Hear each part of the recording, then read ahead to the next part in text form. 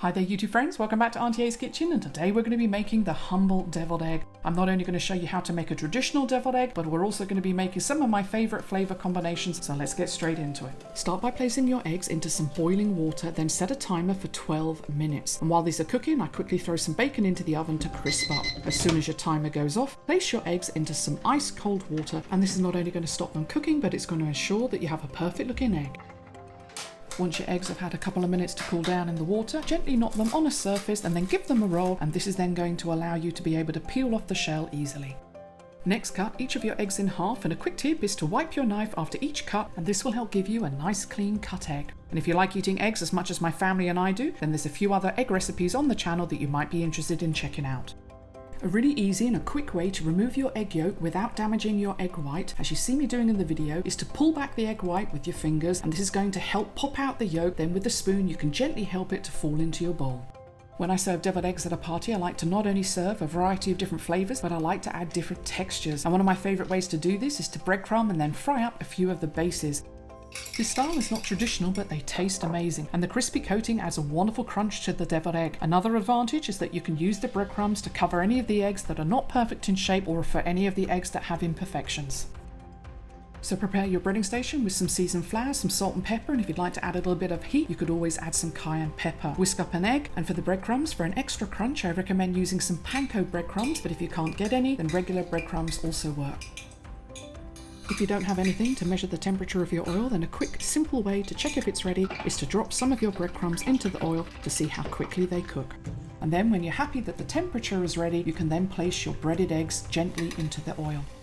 Depending on the size of your pan, you only want to cook between 2 or 3 eggs at a time. You don't want to overcrowd the pan. Move them around gently, and once they're a nice golden colour, remove them and place them on a rack or some kitchen towel to drain off excess fat. The wonderful thing about deviled eggs is that you can flavour them up in so many different ways, and my all-time favourite is an English breakfast deviled egg, and I'll leave a link in the top corner here. And in this video I show you how to fry up just the egg yolk so that when you open it, it's still nice and runny. After your eggs are prepared, you can then chop and cut up all of the other ingredients so that we can put everything together. And you'll notice in the video that I've washed and cleaned up the eggs of any remaining egg yolk, so for presentation they will look nice and neat. I think the perfect looking and tasting deviled egg should have a vibrant looking orange-yellow yolk, and for me personally, I don't like seeing a pale looking deviled egg, so if you can, always buy fresh organic eggs. I divide the egg yolks into 2 different bowls, as this is going to help us with the different flavours. Then you could use either a spoon or a fork to break up the yolks, and if you're making a lot of eggs, you could use a KitchenAid.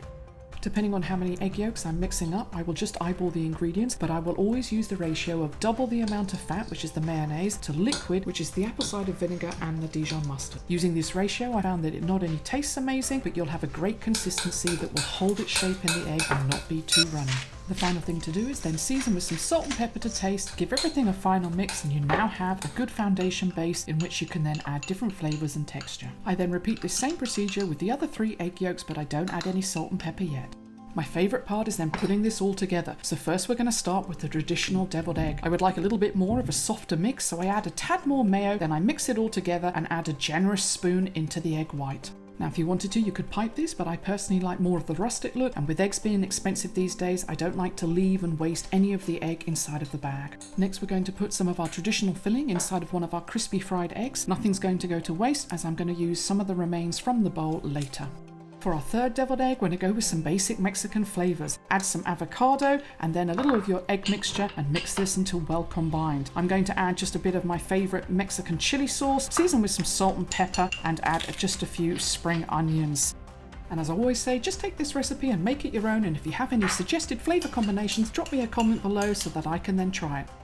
For our 4th and 5th egg, we're going to add just a little bit more mayo, season with some salt, and then add these to our 2 eggs. With the 4th egg, I'm not going to put too much, as we want to leave enough space for some spring onions and a generous portion of smoked salmon. To finish this off, we're going to season with a little bit of lemon zest and some ground black pepper.